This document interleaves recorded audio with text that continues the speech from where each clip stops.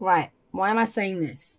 Let's have a look. So if you've got the potential for, that's what the sun is saying. That's an underlying energy of the potential for great happiness. And then we have that happiness here. So it's almost like you see a path to it. You see a path to what will make you happy. The sun, and the moon, they're both cards of, let's talk about them together actually. We'll get to that Eight of Cups at the moment.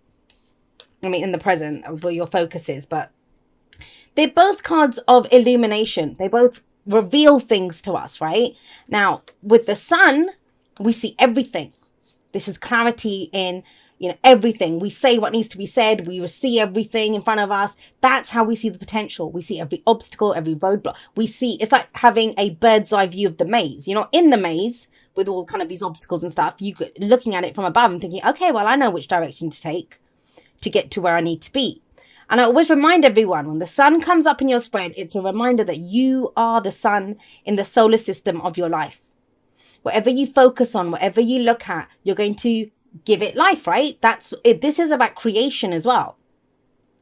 It's that life-giving energy of the sun. Beautiful, beautiful way to begin a year. And what I love about this is what's coming up in the past, last week, last month, last year, is the moon. Now, this is also a card of illumination, and it's number 18. In the major arcana, it's number 18, and this is number 19.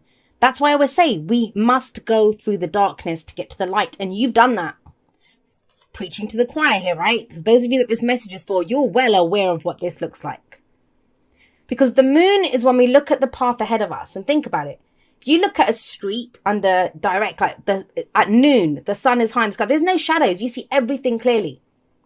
And yet you look at the same street under the moonlight, even if it's a full moon, there are shadows everywhere. So that's what's happened here. If you think about it, you've been looking down that path. You've been looking down the road that you're on. But you didn't know where it was going. You didn't know what was coming up ahead.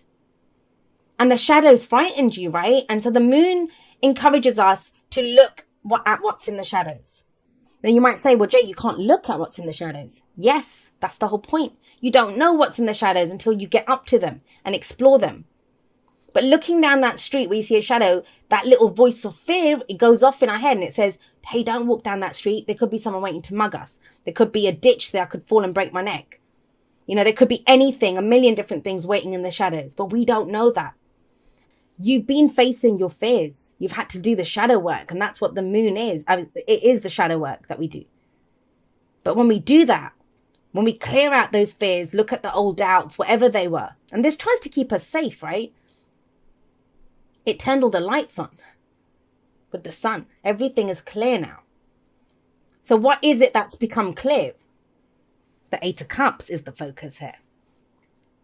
You are not going to do that anymore. That's what the Eight of Cups is saying here. Cups are always about our emotions. So as much as this card shows someone who's walking away from a situation, it's at an emotional level. It doesn't always translate into physically getting up and walking off. But it is that I'm done with feeling that way. And I actually love the Eight. I love the Eight of Cups anyway, but I especially love it in this deck. Look at it. It's beautiful. And those cups are shiny and you'd think there's nothing wrong with them. Why is this person walking off from this situation? They've spent obviously a lot of time, energy, effort to get these 8 cups. But they don't do anything for them anymore. That's why they can leave them. It doesn't hurt. They're emotionally done with that. Now, I see this as a card of progress. Because when we leave something behind, even at an emotional level, we are going towards something new. We're going towards something new. And it's very interesting to me, especially if you have a look, that moon's out, right? It's a full moon there. And this person's kind of walking off into the middle of the night. They're not waiting for the sun to come up. And when we have the moon sat right next to this, that kind of amplifies that message of, I don't know if you've overcome all your fears. It's almost that sense of feel the fear and do it anyway. It's that. And in that comes this clarity of, I don't care what shadows are on the way. I don't care what shadows are on this path. I know what I want to feel. I know the happiness that I'm looking for, what I'm trying to give birth to, what I'm looking to create. And when we're walking around in the darkness, we're going to stumble, right? Imagine all the lights are off in the house. If there's been a power cut or something, you're going to bump into things. Even if you know the furniture where it is, you bump into things, you stumble around, you walk around a little bit slowly. But the lights are on now. And so we have the Chariot in the present. full steam ahead. This is a balancing of the head and the heart. And, you know, we have these two sphinxes here, and it's almost as if that's the darkness and that's the light, right? They work together now. And that's one of the key things that a lot of people don't realize about everyone wants peace and happiness and, you know, all of these beautiful emotions. But they are a part. They come as, you know, part and parcel of the darkness as well. And when we've made peace with our dark side, when we've made peace with our fears and doubts, we know they're there. We recognize them. They're a part of who we are. There's nothing wrong with having fears. There's nothing wrong with having doubts. It's what we do with them. Do we allow them to stop us? And you're not. That's what I love about this. We have the sun here. You see the path ahead of you. And guess what? Then you get in your chariot and you go down there. You go down that path. Now, you are the charioteer. That's the whole thing of the chariot card. You're the charioteer. It's the card for Cancer. You have a lot of water energy, actually. So we have Leo, Pisces, Cancer. But remember, the signs don't own the cards. They just lend their characteristics or their energies to them. And with this card coming up, it's very much about, okay, I'm going for victory. I'm going for that. I'm going for what makes me happy. I truly am. It's a victory card, and it says victory for after your own determination, your own efforts that you put into this. This is taking control of a situation. It doesn't just happen to us, right? And that's sometimes the issue when the moon comes up. We wait for something to show up.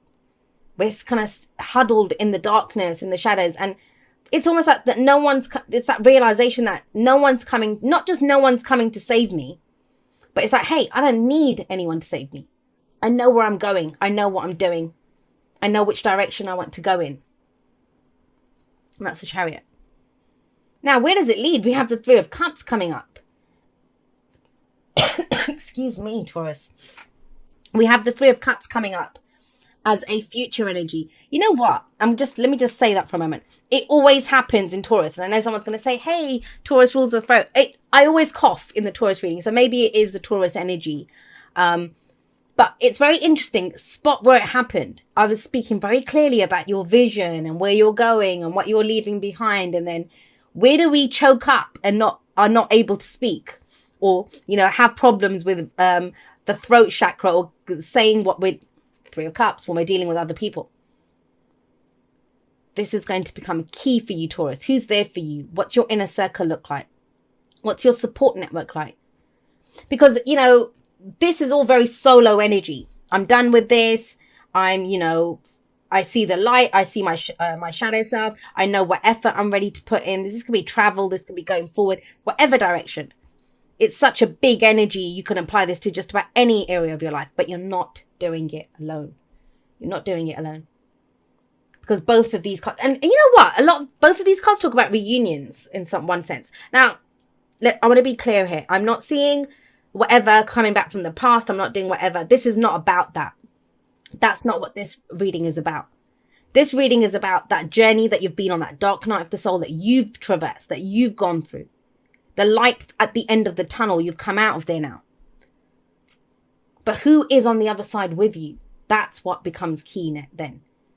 The self stuff, you're good on that. Right up into the Chariot, you're good on that. Three of Cups, it's your support network. Who's there for you? I want to actually see what's at the bottom of the deck because I didn't look. Let's see. The Wheel of Fortune. I mean, that's amazing with the Sun. It's the time is now. And you know the time is now. But what's key to this, no matter how much work we do ourselves, and I say this to people all the time, especially people that, I didn't even show you the card. Let me just show you it. There's the Wheel of Fortune. The time is now. And it's interesting. I said this for Aries reading because they got the Hermit. The Hermit comes up before the Wheel of Fortune. You know, looking within, finding that your energies in this reading, they imply that. But when we come out the other end, there's going to be people that our tribe, who's our inner circle, who's our core inner circle. Three of Cups. Celebrating with people, people that we love and support and that love and support us. You're not doing this alone. And I think that's the next step for you. You're good on where you are. Who are you taking with you on this? And that's the advice as well. The advice is the Ten of Cups. What's your happily ever after? What's your happily ever after? There's nothing really, what's the sticky point here? Nothing. You know what you're emotionally done with. You see the path forward. You've done the shadow work. I mean, all I can say is from all the readings that I've done recently, I've seen it's almost as if, and that could be just the tail end of December, like, and it kind of creeps into the beginning of January. But that sense of, well, that happened in the past, or I got frightened in the past, or maybe this happened. And that's bullshit. We leave that. That's why what we focus on right now, what our story is, what the next step is, our focus has to be on that. It will keep us clear and you know where we're going. Because you have the Ten of Cups in, and that's the family, that's the happily ever after. If you think about it, the Eight of Cups, the person leaves the Eight Cups to go get the Nine of Cups, which is the wish card, right? Your heart's desire. But the person in the Nine of Cups is sat there by himself with all these cups. But that's the wish card. That's where you get what you want. But it's not what you need. The need is when we share it with the people that we love. Where we have others that are tribe, you know, and it's family, but family isn't always blood, right? And so the kind of sticky point, the only kind of implying, it's so tiny. I'm taking a magnifying glass to it because I saw that message there. It's this, whatever fears and doubts were there before. And the fears and doubts are coming from what other people are. You've got good on yourself. It's now sharing it, or who we take with us, or who we include in this journey. And it has to be about support, my lovelies. It has to be. Not about what you can do for them. And I don't even think you're at the point of what they can do for you. It's that mutual enjoyment of we're doing this together. We're moving forward together. We celebrate each other's successes together. That's very important here. The support aspect is what I'm getting very strongly. All right, Taurus, thank you so much for watching your reading. I will be doing a live outro. It'll either already be up, in which case I'll have linked it at the end of this, or you'll see the kind of pre-notification that I'll be going live soon. I just want to say I love you guys very much. Beautiful reading. Beautiful reading. I will see you next time, but that's all for now. Goodbye.